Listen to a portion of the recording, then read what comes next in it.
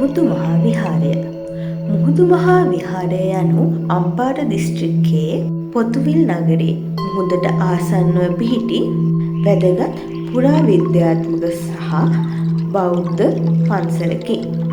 මෙය වසර 2000කට වඩා පැරණි ඉතිහාසයකට උරුමකම් කියන අතර විහාර මහාදේවියගේ පැමිණීම සමග මෙම විහාරය බැඳී පවතී. මුහුදට බිලි වූ විහාර මහාදේවිය ඓශ්චර්යමත් ලෙස මෙම විහාරයට ගොඩබට බවත්, එහිදී කාවන්තිස්ස රජතුමා ඇයව විවාහ කරගත් නිසා මෙම සිදුවීම ස්මරණය කිරීම සඳහා කාවන්තිස්ස රජතුමා විසින් මේ ඉදිකරන බව ජනප්‍රවාදයේ සඳහන් වේ.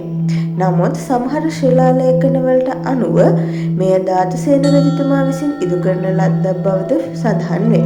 මෙය නැගෙනහිර පළාතේ පුරාවිද්‍යාත්මක ස්ථානයක් ලෙසින් සංරක්ෂණය කිරීමට කටයුතු කරගෙන ඇත.